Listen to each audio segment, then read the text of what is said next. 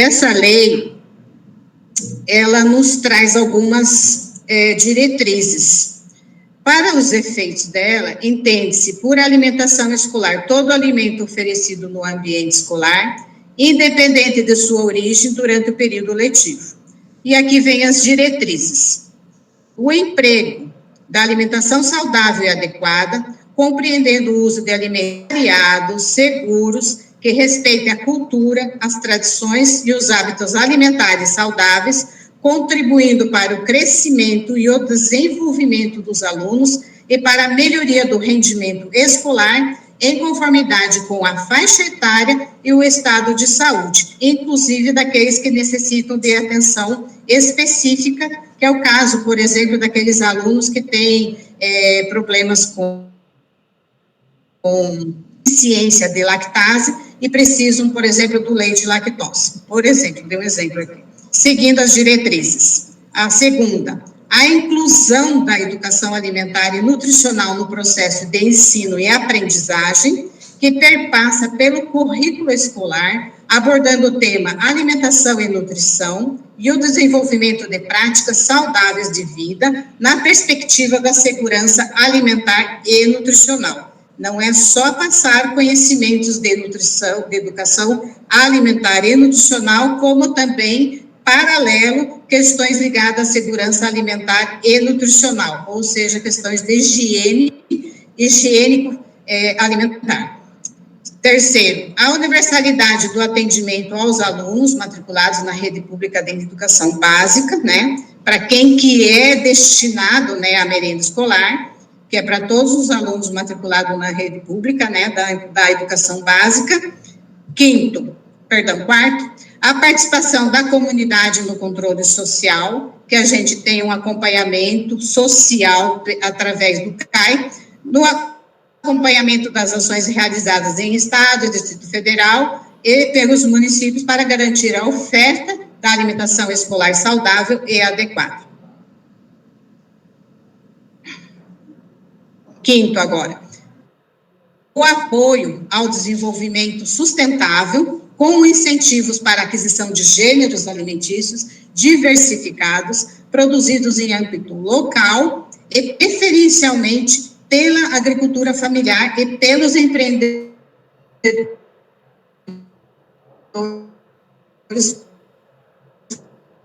familiares.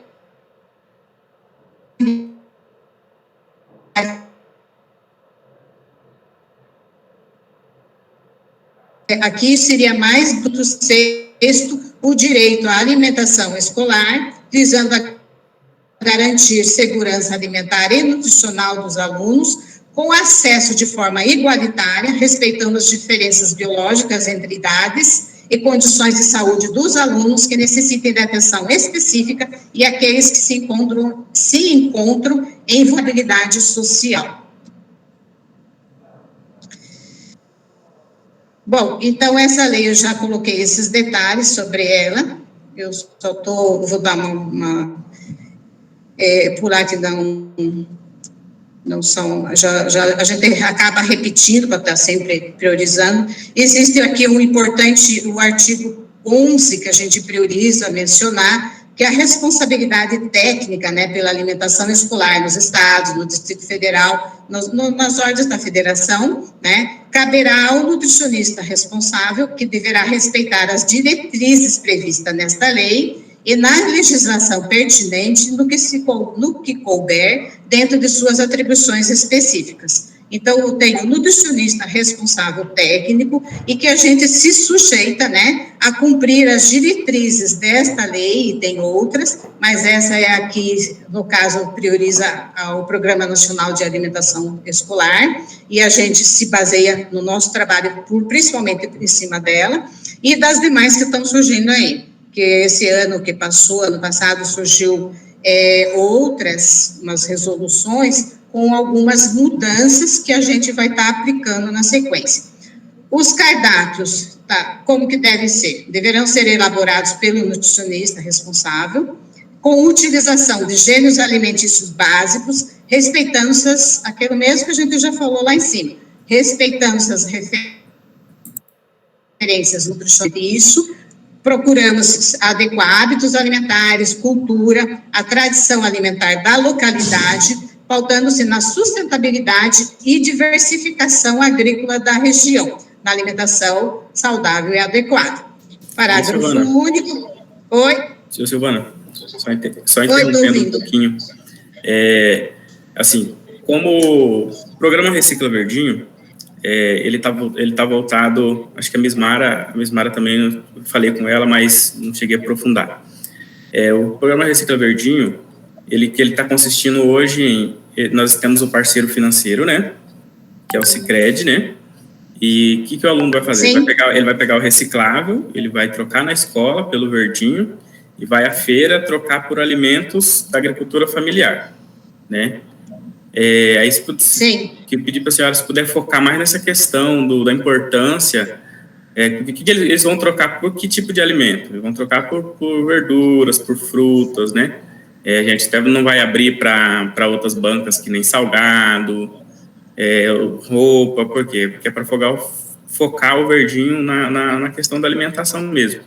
Eu gostaria de pedir se a senhora pudesse se focar nessa questão da alimentação saudável, da importância das verduras, das frutas, até para o crescimento da criança e tal. E aí queria pedir se a senhora pudesse focar um pouco mais, né, nessa questão aí para a gente, que os professores vão repassar para os alunos, né, sobre essa situação.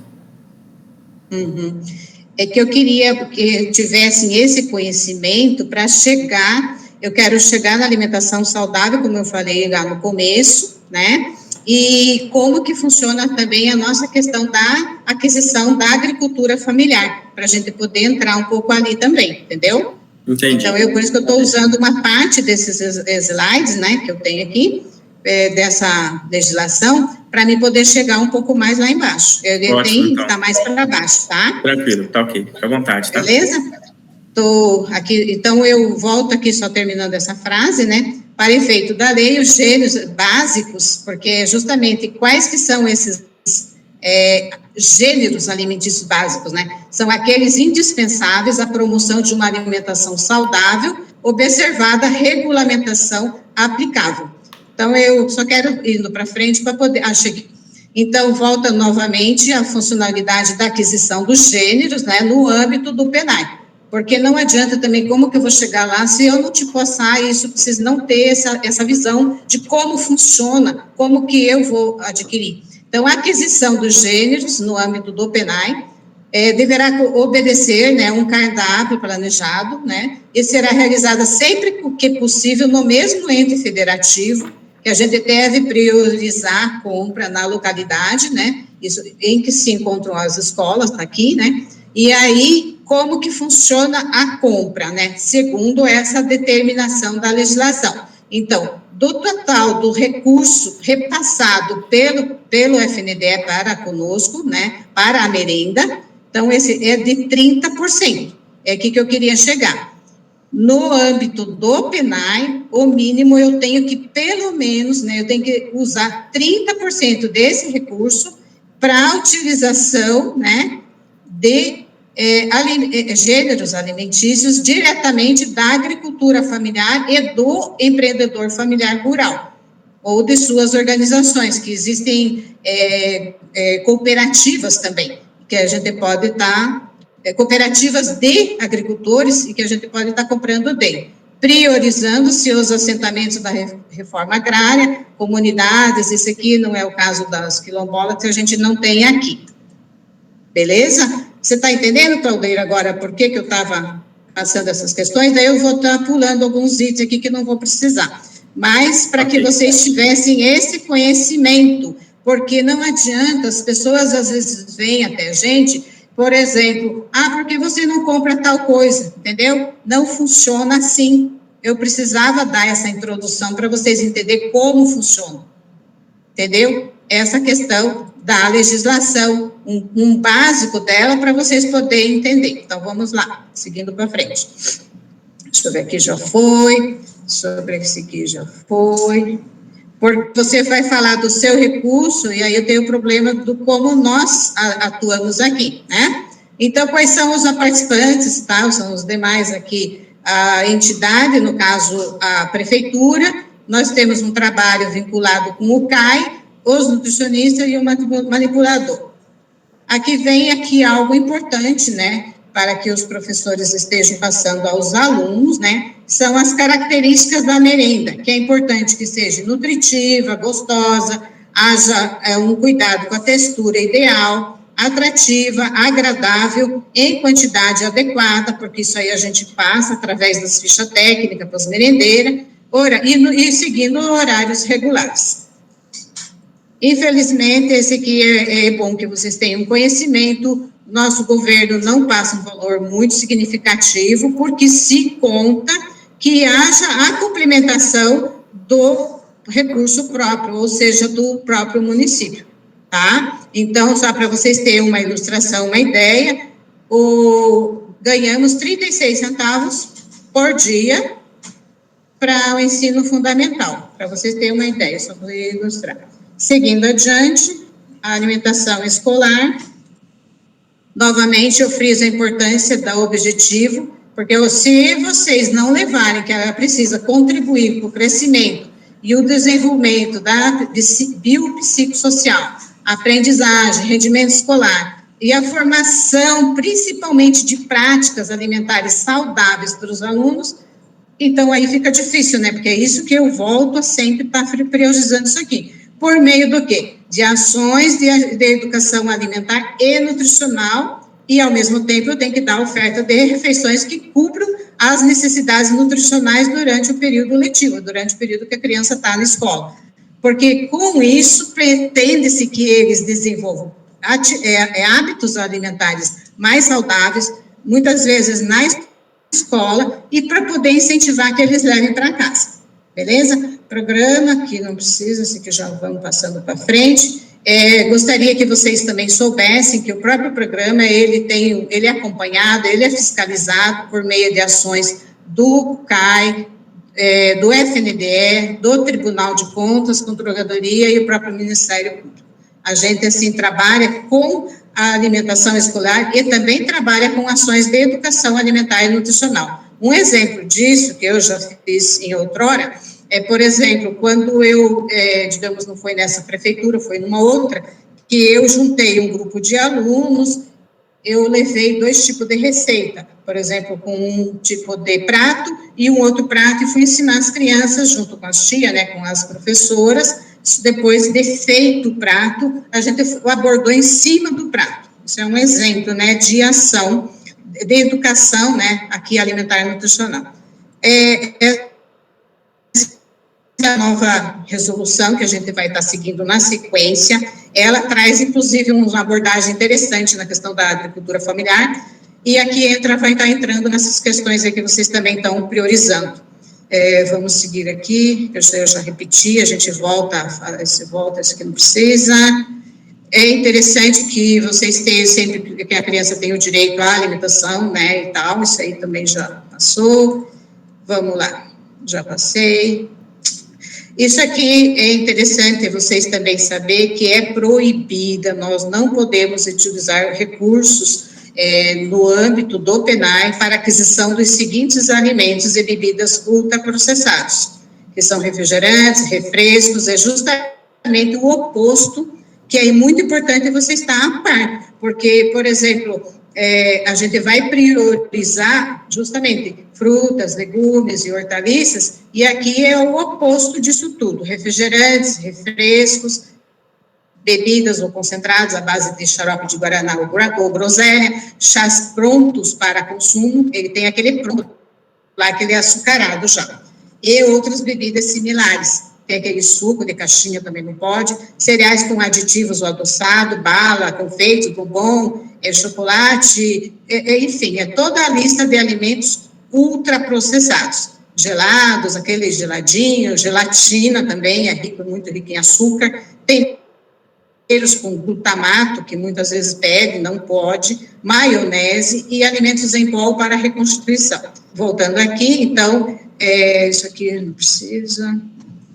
Aqui vem aquela questão que vem para nós essa novidade. Aqui tinha uma resolução anterior E aqui eu vou só um minutinho aqui, abordando a importância dessa resolução, através do FNDE, essa número 6 de 2020, que ela surgiu ano passado, e que a gente está se adequando, né, o nosso cardápio, montando tudo, para obedecer essa diretriz, que é justamente isso, a porção que antes era de 200 gramas entre legumes, frutas e verduras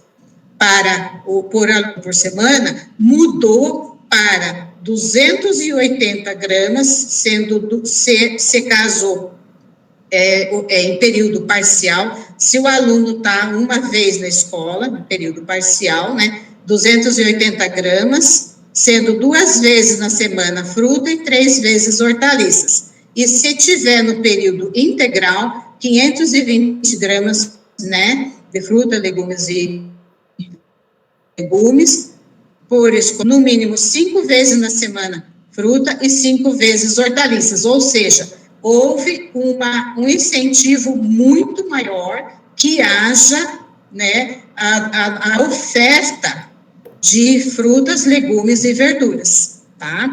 E paralelo a isso, também a importância de que a gente priorize, é obrigatório, a inclusão de alimentos fonte de ferro M, que no caso foge aí do contexto, mas é só para vocês estarem a par também, é bom que eu pulei aqui, só um minuto. Aqui está a par, né, dos alimentos fonte de ferro M, porque alimentos de fonte de ferro, então, a alimentação saudável, que eu vou abordar um pouquinho a mais, ela tem a questão da variedade. A gente prioriza, obviamente, frutas, legumes e verduras, mas se faz necessário que haja alimentação com variedade de alimentos. Então, precisa ter as carnes e, enfim, também as fontes de vitamina A, que aqui, no caso, tem os legumes, mas também tem no fígado, na gema do ovo e etc. E aí vem a questão de quantas vezes por semana também devem ser utilizadas. Aqui vem umas questões que daí já não vem tanto ao caso de vocês, e vamos para frente. Voltando aqui, passa, aí eu quero chegar aonde vocês querem. Qual é o profissional que trabalha, né, que a gente precisa deles e quem eles são, as suas funções. E aqui vem as noções sobre alimentação e nutrição. Tá? Então, é o que vocês estão na biológica. Nós somos essa máquina, né? E para que essa máquina possa funcionar de maneira correta, é primordial que determinadas substâncias, que são o combustível, sejam fornecidas diretamente em quantidades mínimas, né? A maneira normal e mais fisiológica de se fornecer essas substâncias para esta máquina, essa engrenagem, chamada corpo humano, é pela alimentação. Deveria ser a alimentação uma preocupação constante na vida de qualquer pessoa, pois delas irão depender todos os processos biológicos essenciais para o desempenho das atividades diárias. Todos nós sabemos que uma máquina não funciona sem o seu combustível. Não se vive sem uma ingesta adequada de proteínas, carboidratos, gorduras, vitaminas, sais minerais e a água.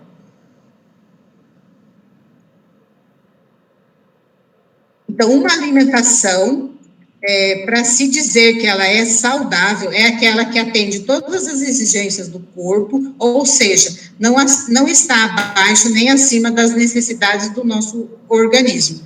Ela tem que estar em equilíbrio, né? Além de ser a fonte de nutrientes, a alimentação envolve diferentes aspectos, como os valores culturais, sociais, afetivos, essenciais. Então, ela tem que ter, pelo menos, no mínimo, 3 refeições, café da manhã, almoço e jantar. Entre essas refeições, devem ser feitos pequenos lanches à base de fruta ou suco de fruta sem adição de açúcar.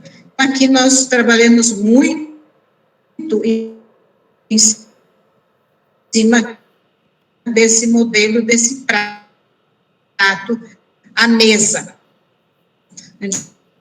Antigamente, vocês devem ter ouvido falar da pirâmide, ela em certos determinados momentos, só para evidenciar as questões de gordura lá do topo da pirâmide, mas a gente está trabalhando muito mais com este prato à mesa e com o guia alimentar para a população brasileira. Então, inclusive, aquela resolução que eu passei acima, ela é toda voltada para o guia alimentar. E aqui vem o seguinte, 20% deste prato deve ser composto, né, por frutas, dá 3 a 5 porções. Aqui, olha só a quantidade que deve ser de hortifruti, né, das hortícolas, vamos dizer assim, de 3 a 5 porções. Então, é uma variedade, e que tem que ser bem variado. Digamos assim, procurar variar o máximo possível para poder atender todas as necessidades nutricionais que o ser humano precisa.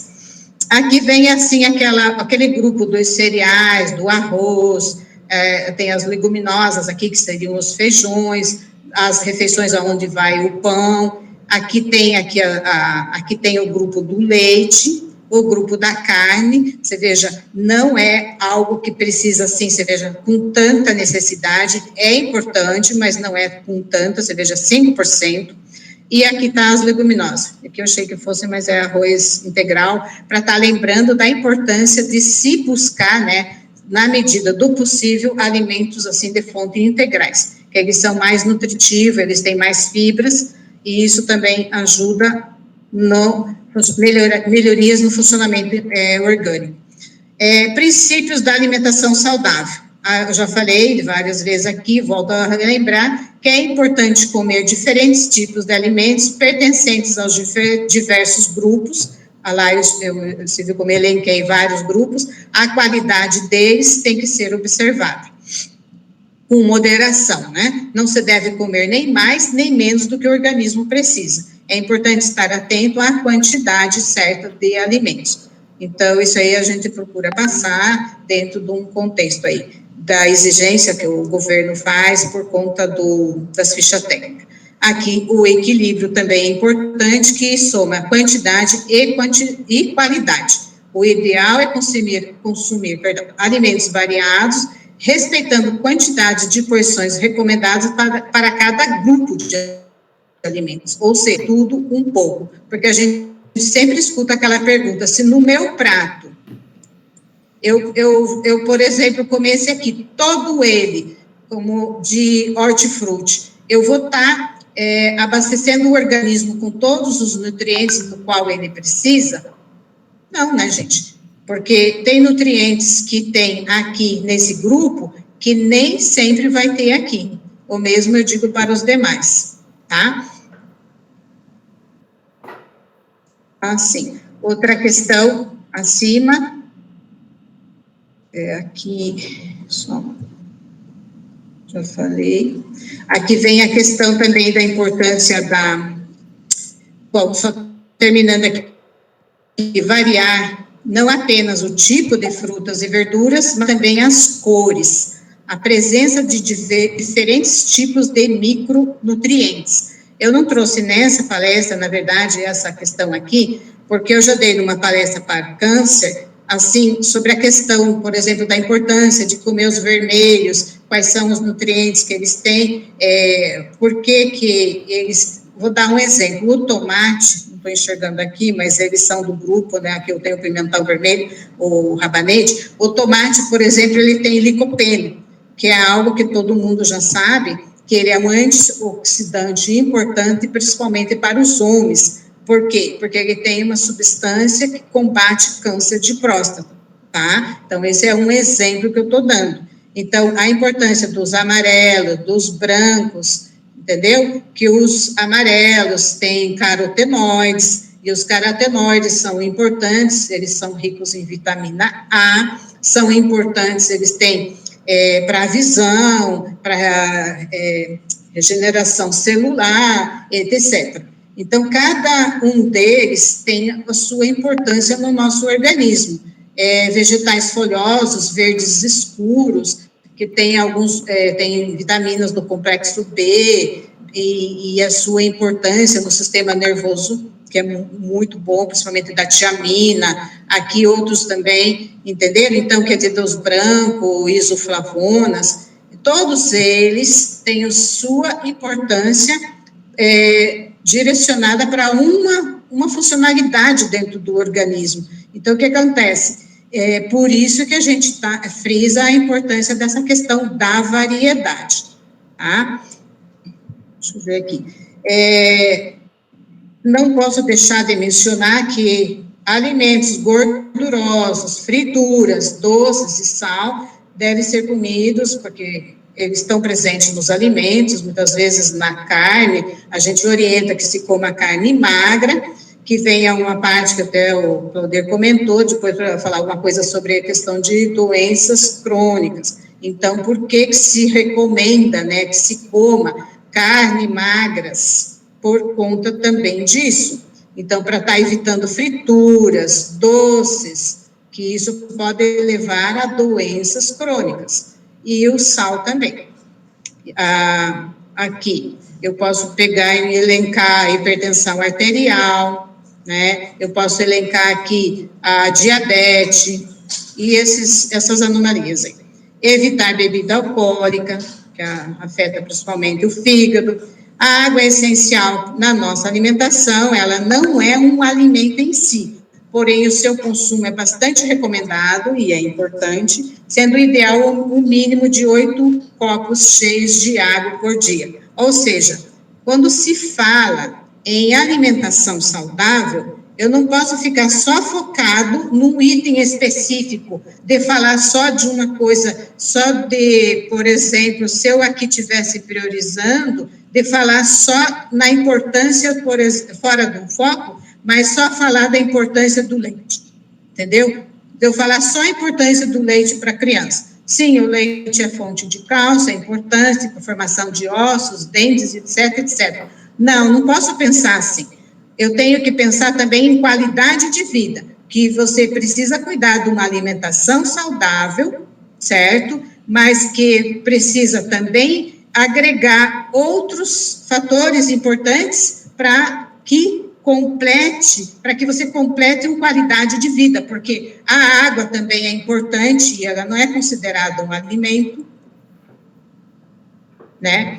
A questão da importância também da atividade física, que eu só vou mencionar, eu não vou entrar nessas questões, mas a própria atividade física libera substâncias que o nosso organismo precisa, como dopamina, serotonina, esses neurotransmissores, importantes para que a pessoa tenha uma boa disposição. Esse é o foco, e aí, deixa eu ver aqui. Tá. Gostaria de compartilhar aqui um ditado simples sobre a lição da formiguinha. Outro dia eu vi uma formiguinha que carregava uma enorme folha. A formiga era pequena e a folha devia ter no mínimo 10 vezes o tamanho dela. A formiga a carregava com sacrifício, ora arrastava, ora tinha sobre a cabeça.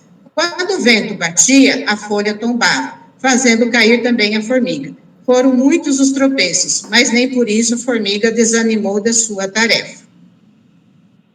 Eu a observei até que chegou próximo de um buraco, que devia ser a porta de sua casa. Foi quando pensei, até que enfim ela chegou. Ilusão minha, na verdade havia apenas terminado uma etapa. A folha era muito maior do que a boca do buraco, o que fez com que a formiga a deixasse do lado de fora. Foi aí que disse a mim mesmo, coitada, tanto sacrifício para nada, mas ela me surpreendeu.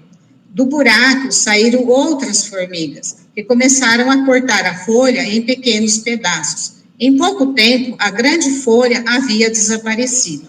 Imediatamente, me peguei pensando em minhas experiências e transformei minha reflexão em oração e pedi ao Senhor que me desse a tenacidade para carregar as dificuldades, que me desse a perseverança para não desanimar diante das quedas, que eu tivesse sabedoria para dividir em pedaços o fardo que às vezes se apresenta grande demais, que eu tivesse a humildade para partilhar com os outros o êxito da chegada, mesmo que o trajeto tivesse sido solidário, que eu não desistisse da caminhada, mesmo quando eu não consigo ver com nitidez o caminho a percorrer. pense nisso e viva melhor. Gente, obrigada.